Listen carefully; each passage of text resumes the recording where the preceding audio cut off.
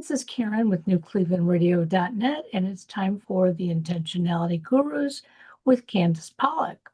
Welcome, Candace. What do we have today?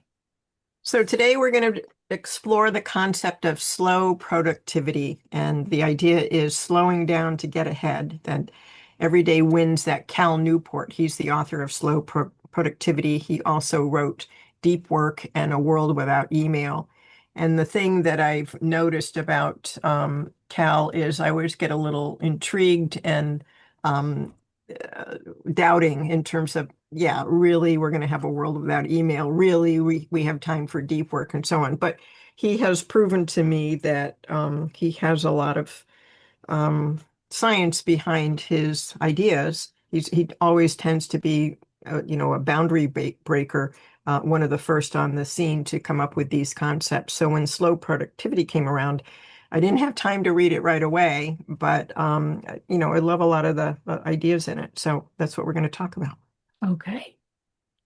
All right, so productivity burnout, as he says, is real. And just in my world, the people that I coach and interact with, it's definitely real for knowledge workers, people that are not necessarily having to be physical in their jobs, besides, maybe typing and those kinds of things. Probably has always been burnout potential, that having to produce more and more and more in manufacturing and in things like sales. But for us knowledge workers, particularly with more of the remote work, there tends to be no boundaries on when we're on and when we're off, when we're available. And those boundaries get blurred even by ourselves. We don't need help from anyone else. But if somebody calls in the middle of the night, we tend to answer. So a couple of weeks ago, I think I sent you something and I was ready for the call. The only problem was it was on Sunday. I somehow it skipped a beat between Saturday. I was fully aware it was Saturday. And then I woke up on Sunday thinking it was Monday.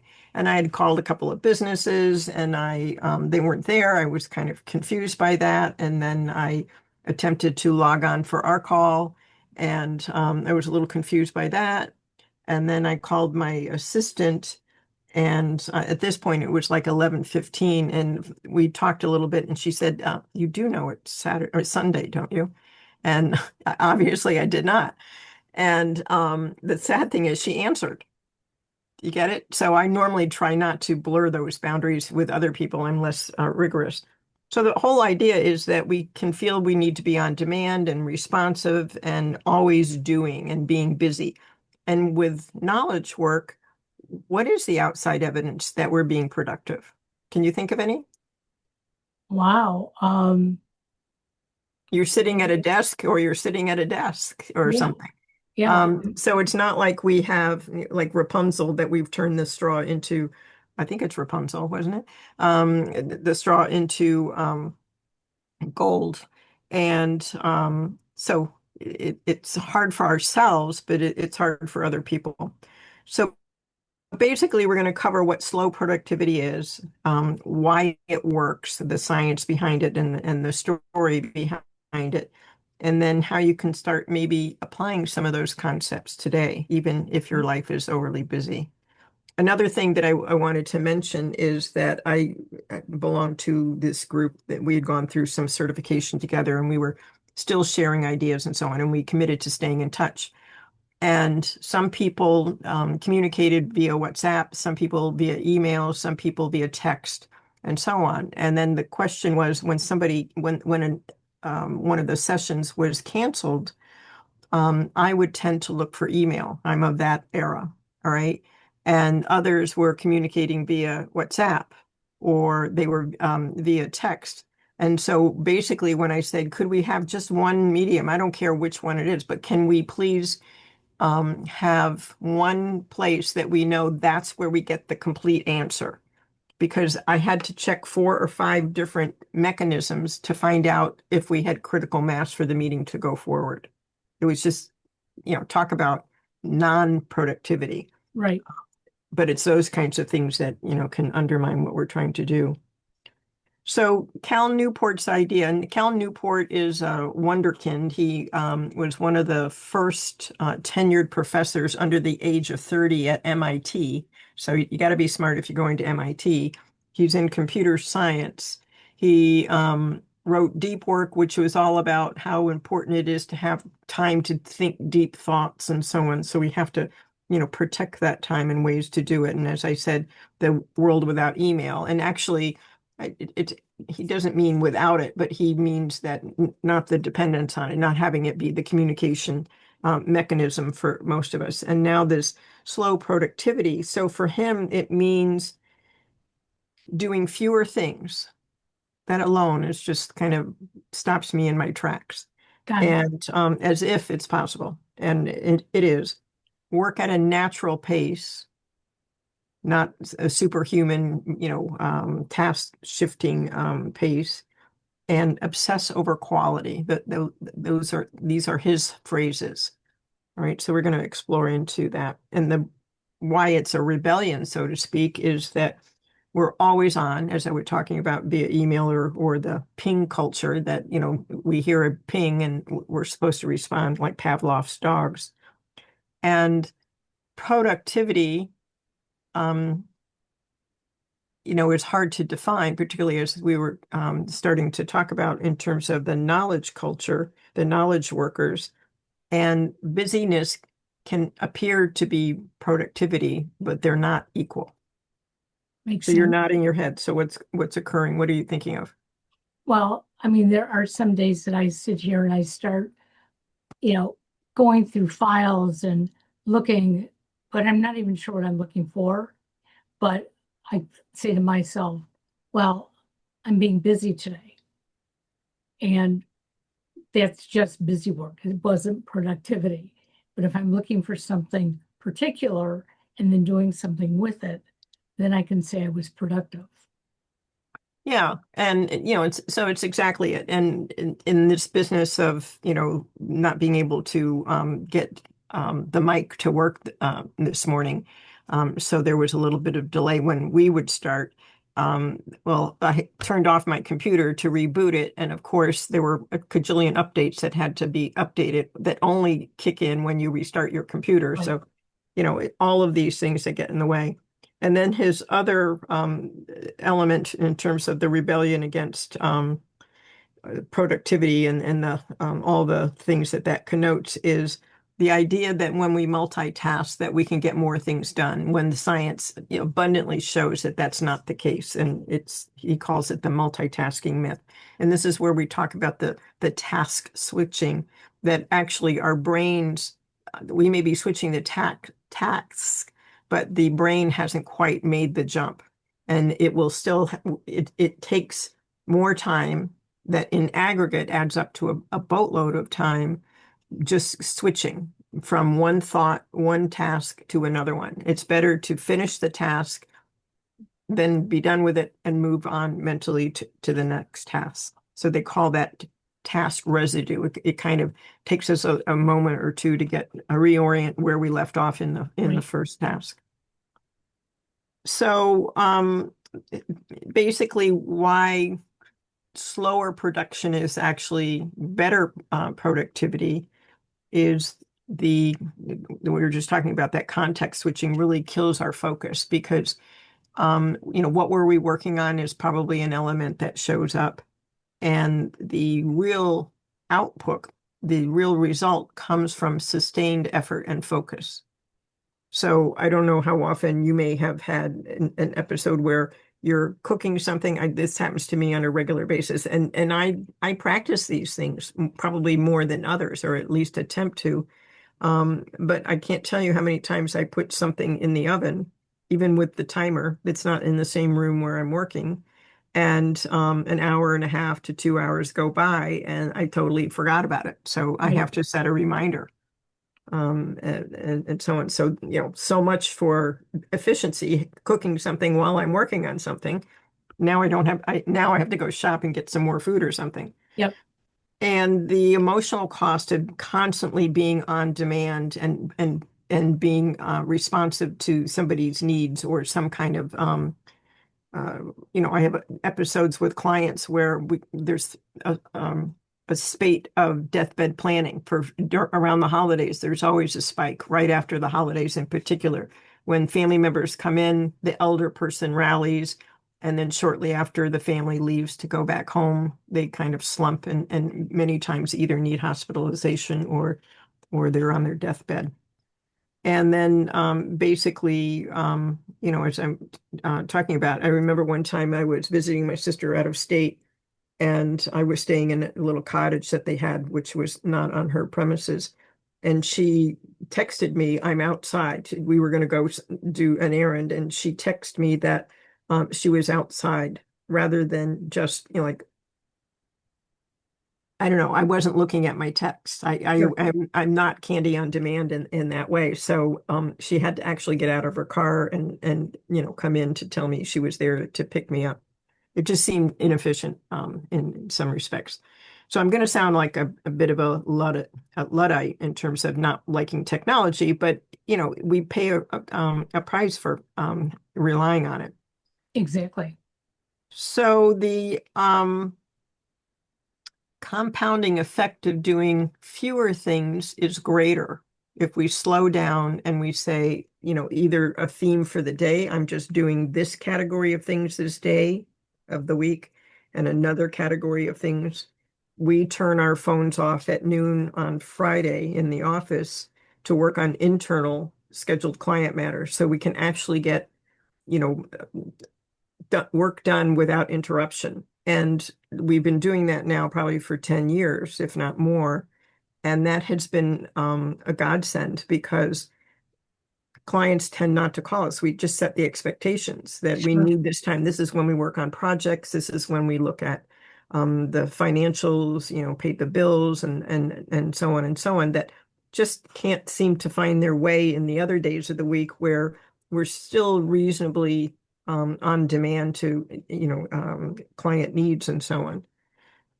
Do you have any patterns like that for yourself? Um, no, I'm not that organized, and I should be. Well, I mean, it has made life a lot easier. At least we Oh, know the landing date, so that because I do have the personality that if um somebody says, the next time you go to the kitchen, could you do such and such? I'm already up and going there, not because I feel I need to, or I don't think I'm neurotic. It's just that it's easy enough to do until you start paying attention to the price it extracts from doing the thing you were doing, yeah, kind of a deal. So, these are just things to try on. And it doesn't mean that we're on 24/7 and that we're on all you know, across the board on things. That we're picking some things that matter more than other things and giving those things the priority. And then the other things will fall into place. So Stephen Covey did that famous exercise where he had this big glass globe bowl, and he had a container of sand and pebbles and larger rocks and then big rocks and water. And he had the participants do an experiment where he said, put them all into the container, the glass globe container. And they would throw in the sand and the pebbles and the larger stones and so on, but they couldn't get the big rocks in because everything else had taken up all the room. And that reflected the idea that you put the biggest things in first, the things that matter more than anything in first, and then the other stuff will settle in around them. So he was able to get it all in the container by putting the big rocks in, then putting in the next smaller rocks, then the pebbles, then the sand, then the water. All right. So, and there's a great phrase that he has along the lines of, and I always screw it up. The key isn't to prioritize what's on your schedule. The key is to schedule your priorities. So in the slow productivity, the idea would be to schedule time when you have the luxury of time to work on things that matter more than other things. So in your life, in your world, what might that category of things be? Well, it's interesting because at one point it was just getting things scheduled. And now I look at the different podcasts and coaching that I do, and I identify certain days of the week when I can concentrate on those things. So I happen to know personally that the end of the week, Thursday and Fridays, are very tough for me to concentrate due to family issues and whatever. So my days are scheduled basically Monday, Tuesday, and Wednesday. And I do put in the big rocks first. And then anything else, is going to be an additive if there's room for it. So how does that differ from the way you might have done it before? In the past, I was constantly scheduling, oh, somebody wanted something on Thursday. I made myself available on Thursday and Friday and even into the evenings. And I wasn't getting the most important things accomplished properly because I was spreading myself too thin. Yeah, and it's a perfect example of it. And our culture was, encouraging that we can do it all and should do it all and be it all at all times. And particularly during the BlackBerry culture with the devices that they used to call it the crackberry thing because it was so addictive and so on, as if that was really great and productive and desirable. We have to give our brains a little bit of a rest from time to time. So the idea is, to trim um, to really pay attention to what those fewer things are that are the big rocks compared to the smaller stones and the pebbles and the sand, because can always find a way to fit themselves in. And then to rather than thinking of our lives having to be like the car manufacturing assembly line that, we have to be producing, to come up with something that matches our energy level. So do the harder things when our energy level is highest. So we talked about the body tracking system. And I used it with one of the guys that I coach. And it was so abundantly clear that his sleep schedule and his eating schedule, and he was one that would work longer hours and at his business in order to make more money, in order to, support his family and so on and so on. But then he was tending to, work later to get it done, tending to skip his meals and eat later and then going to bed later and then showing up with less energy. And it was just this constant cycle and then he was gaining weight. It just had the whole cascade effect. So then one of the last parts of this in terms of Cal Newport's idea. So the first is, do fewer things.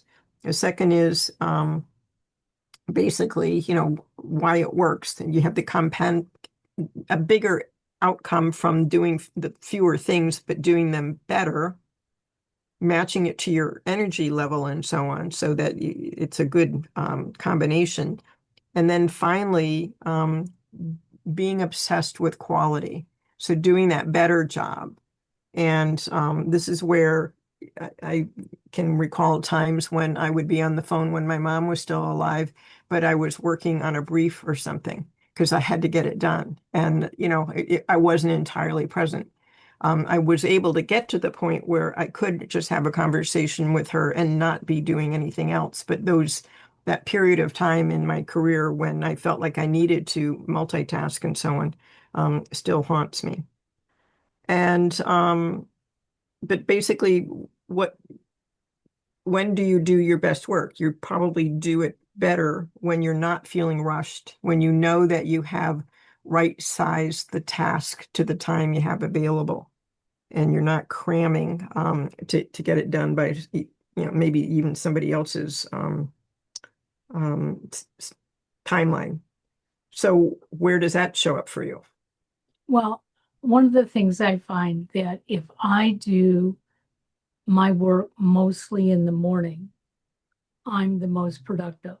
Um, it's easy for me to make sure that my phone is turned off, or on silent, and it's off to the side so I don't even see it flash.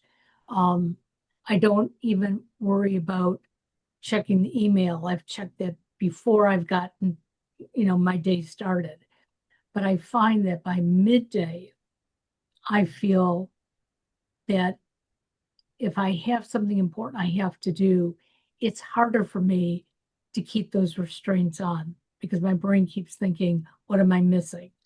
Um, and that's something that I need to work on because I'm really not missing that much. It's just, where my brain goes right now.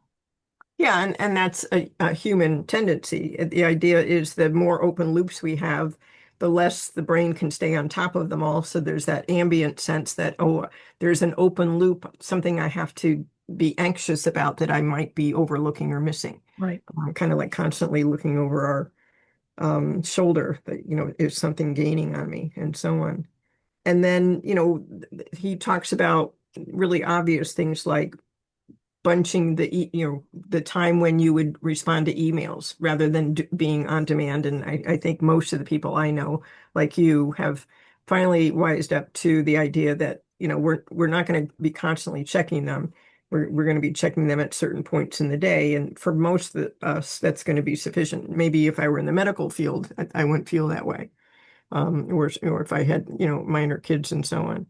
And then what about walk breaks? So up until last week, I was taking not walk breaks, but I was going to the pool like 3, 4 times a week. And that was my way of just escaping. Mhm. Um, and I think some of the people at the pool probably thought I was a snob because all I wanted to do was sit in a corner of the water and just relax. Um, so I know that just pulling myself away for an hour or so is the best thing for me. Yeah, it gives you an opportunity to kind of recalibrate all of those little um, tingly things that go on when we feel like we have too many things weighing in on us, all those open loops and so on. And in fact, Einstein apparently and a number of other, well-known, very um, I was going to say productive people. I wanted to use a different word, but those people who are well known for being really impactful, Warren Buffett and so on, regularly take breaks. Warren Buffett says the people who basically accomplish big things are the people who know how to say no, who say no more to more things than they say yes to. But Einstein, had a lot of major brainstorms just by taking a walk for an hour at midday, where things are kind of the brain just works on these naturally, and it's good for your blood pressure and all sorts of other things. So in terms of some of the takeaways from the Cal Newport slow productivity, we learned a little bit about what it means. So basically doing fewer things, doing them better, basically saying no to things and so on, and then focusing more on quality than on quantity, because if we can do something well to the right standard and get it done the first time, then that's something that moves off our mental checklist. And anything else you can think of that you might want to suggest for listeners to um, Well, think I about? think it's important that we listen to our bodies because our bodies will tell us when we are doing too much or overthinking. And I've just really been trying to practice on that quite a bit because this has been a tough year. And every once in a while, I'll just say, okay, where am I? And what is it I'm really trying to accomplish? And, I can feel in my body sometimes saying, you don't have the energy to do it right now. And now's the time to step away. And other times where I can feel that I do have that energy and I can accomplish what I want to, but I have to do that and nothing else at the moment. In order to do it and Right. do it well and have it done, etc. So I think that's, what it takes. Again, when I look at Cal Newport stuff, I kind of mentally initially doubt whether he can deliver on his message and so on. But I do think it's a great book to read and just pick up a few ideas that where we can incorporate it in our life and just free up some more sense of that equanimity that I think we all need a little more of. Absolutely. So I just want to thank everybody for listening. And if you haven't already, or if you know somebody that was intrigued by the topic today, let us know. And also maybe share the link with others. Very good. Everybody have a wonderful day and we'll talk to you soon. All Bye right. now. Take care. All right. Bye-bye.